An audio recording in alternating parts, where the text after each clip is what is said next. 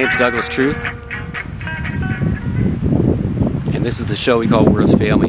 I had something I was going to talk about. It had to do with NSA and privacy and non-local consciousness, but it's not fully developed, so I'm going to go, I just got a text message. I'm going to go with something else that I've been thinking about perforce for a while, and that is a topic which I think is one of the few taboos left in our popular culture: despair. Despair, the kind of despair that you feel when you wake up at 3 o'clock in the morning and you think your life has just been a total barren waste, an exercise in complete mind-numbing futility. The horror of the situation. Despair. You know, I'm probably the only person that feels that way.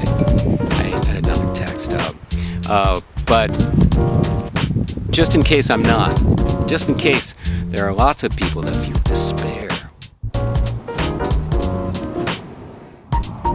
I felt these things. I'm admitting it. I'm coming out of the despair closet that is part of my makeup. I guess it's part of my artistic makeup in a way. You know, these things. I'm open to these things. I cannot run from them, and that's kind of the key. The key, you know, what helped me through this came from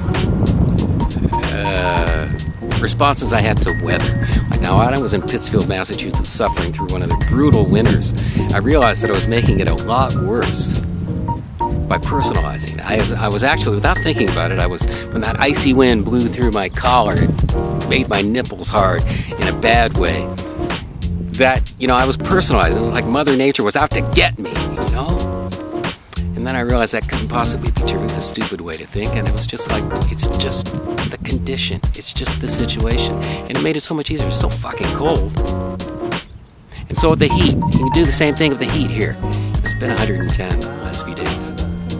And you think, oh my God, it's just so hot. I can't stand it. It's horrible. It's awful. You go outside and you try to fight it, you know? You know, the best way is just to let it in. Go for a walk a little bit more slowly and just let it soak in. And I thought, how about if I did that with these disturbing emotions, despair? Instead of fighting it, which, just like the weather, makes it much worse. Like, now see, when that emotion comes on, or something like it, you know, I tend to panic. I'm afraid of that emotion. I'm afraid it's going to get so intense that I will be basically, you know, I'll just fall through a hole in the world. I'm so afraid of that emotion, and that just makes it worse. I'm fighting it.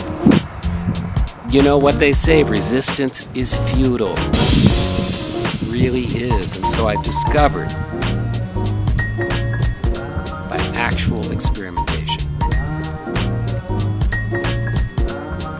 that letting that stuff in and feeling it